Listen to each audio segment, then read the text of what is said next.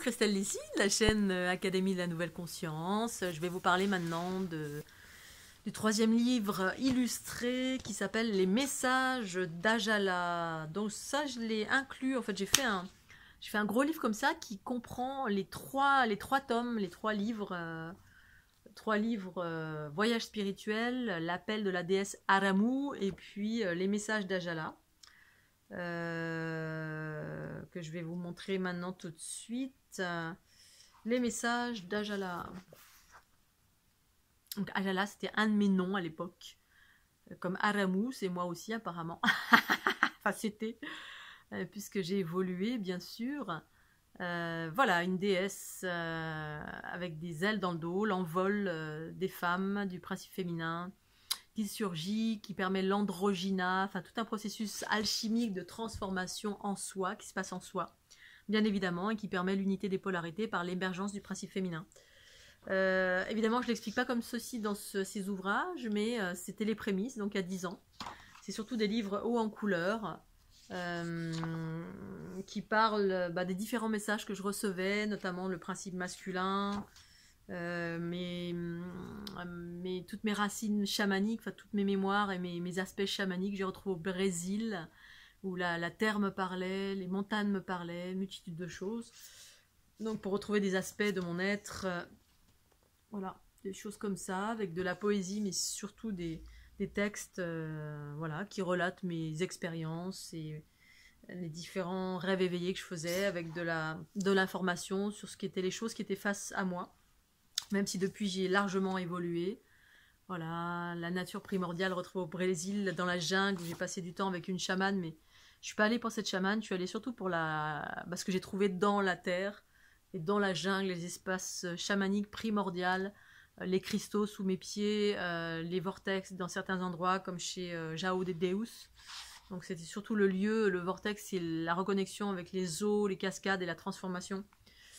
Un grand texte sur mes rêves éveillés qui parle du son primordial, enfin des sons qui touchent l'ADN et qui transforment, qui nous font monter en fréquence et qui transforment notre ADN.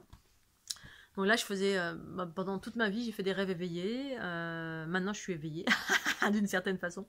Plus besoin de faire de rêves pour savoir, en fait, passer par la conscience qui s'élargit. Et là, je faisais des rêves éveillés qui parlaient des sons. Donc j'avais des dessins, ça m'expliquait comment ça fonctionnait, ça me montrait tout. Et donc le son est un outil d'évolution venant impacter notre ADN et l'aidant à muter. Et là, ça parlait de sons gutturaux.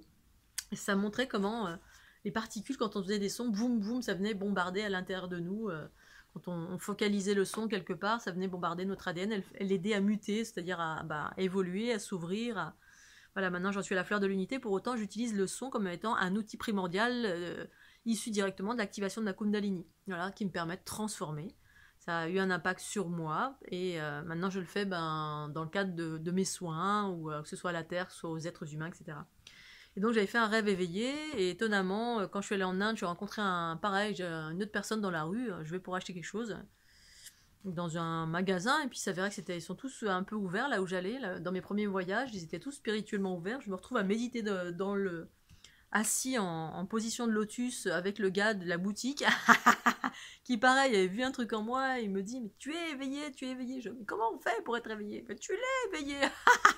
Je comprenais rien. Je dis mais comment on fait? Mais tu l'es déjà. À l'époque je comprenais pas ces notions j'avais pas pris conscience d'une façon plus vaste de ce qu'était être éveillé.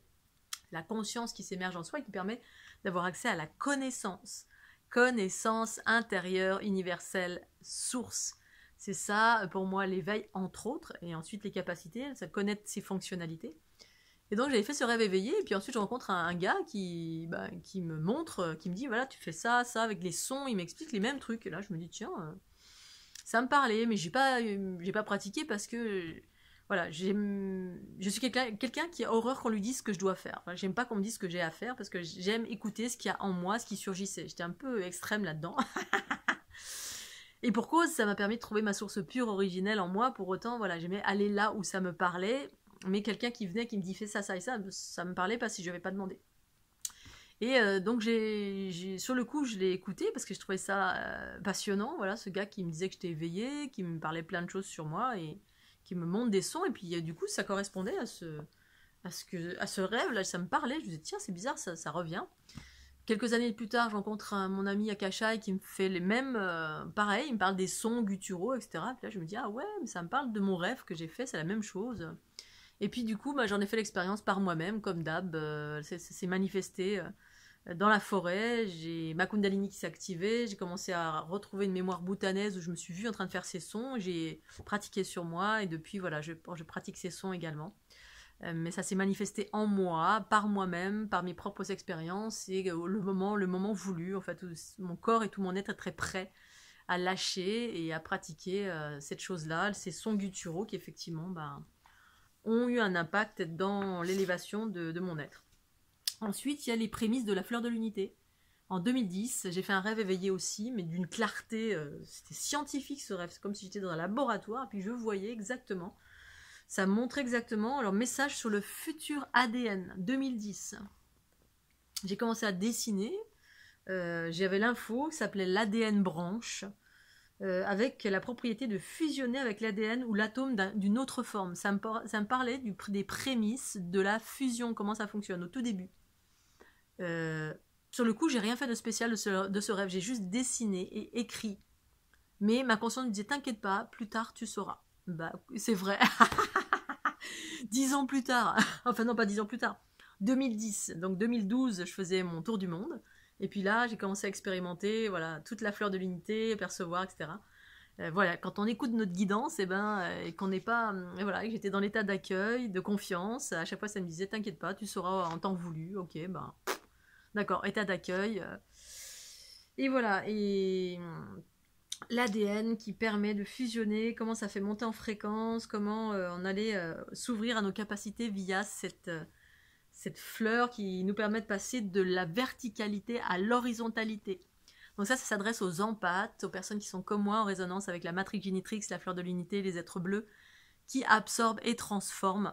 Je pense que c'est l'humanité entière qui va être vouée à passer par là, parce que la fusion, c'est l'unité avec tout ce qui nous entoure, et donc transformer, c'est la vocation de...